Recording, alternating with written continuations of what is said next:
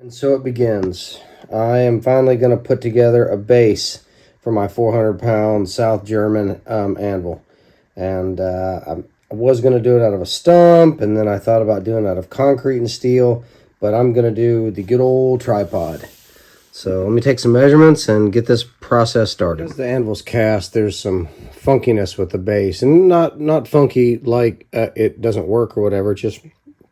It's proportionally a little off here and a little off there. So what I ended up doing was taking a trace of it sitting on the base as best I could. I actually need to push this another 1/4 inch that way.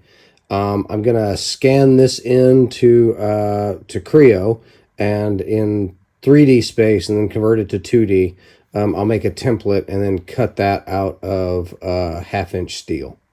My favorite anvil, actually the one I got from Jacob Ferrum, sits at 30 3/4 inches, and it's perfect for me. I'm 5'8", and like a real 5'8", not a Tom Cruise 5'8". But in order for my big anvil to sit at exactly the same height, I have to subtract the height of the anvil itself, which is 14 3/4, which means from the ground to the bottom of the anvil, I need it to be 16 inches. So in order to do that, I'm going to cut legs at 15 degrees, and with a 1/4 inch base on the leg itself. And then so that I take into account the 1/2 inch plate I'm going to put on it, I need to cut these at 15 degrees, 15 3/8 inch. So that is my leg design, and I'm gonna go ahead and cut that out of 2-inch tubular steel. And then what I'm gonna do is fill this with oiled sand, like I do every other stand I think I've ever built. So the way I got my template into CAD was I took a picture of it with this Swanson speed square. That way it would give me a scale for sizing it properly. And then I downloaded the picture, or uploaded it into AutoCAD, zoomed in and made sure that my scale perfectly matched the 1 by 1 inch measurement that I had taken with the picture.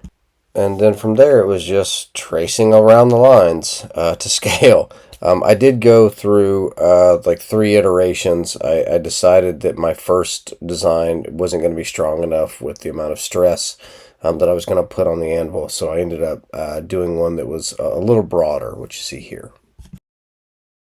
I uploaded that design, used a DXF into SendCutSend's auto tool and had them quote it in 1/2 inch steel, and then went ahead while I was there and just ordered some of the feet as well. And then I ordered 10 instead of 3 because I'm going to use these a bunch more, trust me. Ooh. What do we have here? Oh, stickers, because stickers make it go fast. And I love SendCutSend. Look at that. Look at that.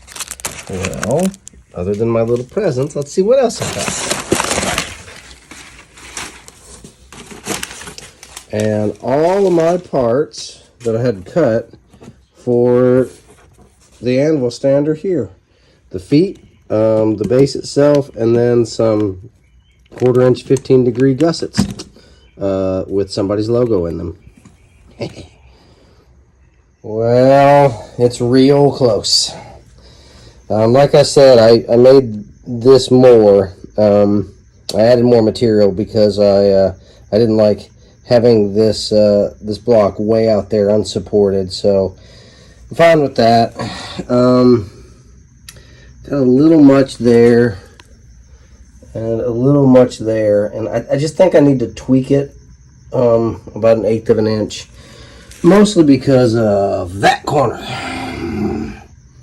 So those two. So I think if I tweak it just a touch, I'll be good to go. So my mounting holes are still free, so I'll still be able to put the piece here and then bolt them down. So I'm not too worried about it. I wish that, you know, I was a 16th proud everywhere and I could go open a beer and think about how smart I was. But this will do. I'm real close. So, and I blame where blame is due. It's probably probably my interpretation of the measurement, because this is not exactly a square base. So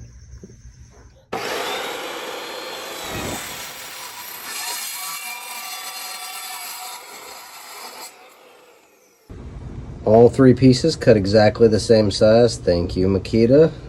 And to the template at 15 degrees. So there's the legs. Parts prepped and ready to go. Also, I had earlier in the video I showed a misalignment of the original design versus the actual anvil bottom. Yeah, that's because I had this upside down. It aligns much better now that it's positioned properly. So, yep, everything chamfered. Let's get to getting. I don't have enough power in the shop to run my big TIG welder or to arc weld with it, so I'm having to use my MIG. And that little 180, that 1/2-inch plate is a bit much for that. It'll stick 188 and 1/4 inch fine, but I really got to bite into this. And so what I'm going to do is I'm going to preheat with a little MAP gas in the areas that I'm welding, and hopefully that'll help with really good penetration. I will do a couple test welds and then go from there.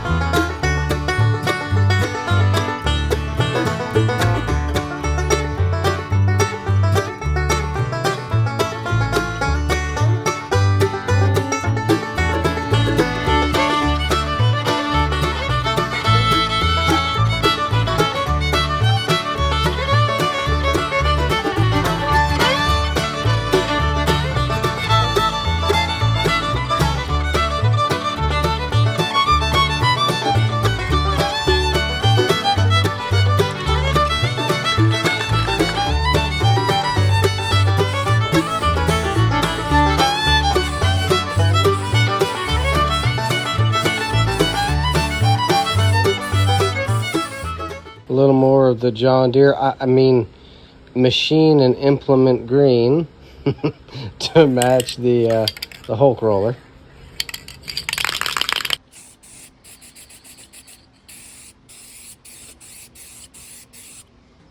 All right, first coat on. Machine and implement green. 2 coats with her upside down and 1 coat with her right side up. So let it dry, give her a little light sanding and 1 more coat. And then 2 coats of primer underneath all of it.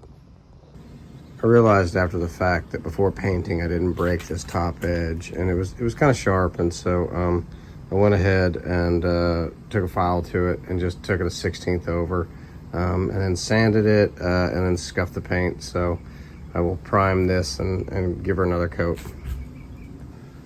Like so.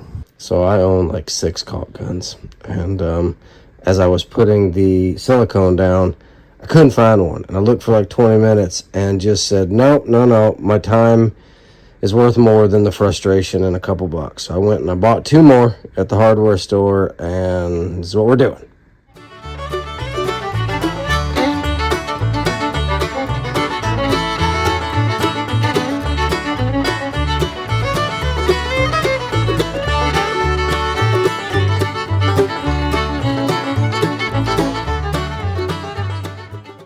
Sometimes math just works out.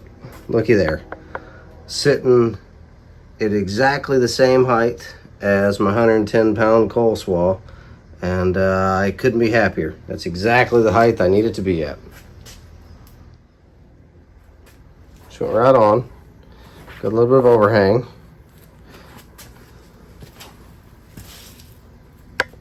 Real happy.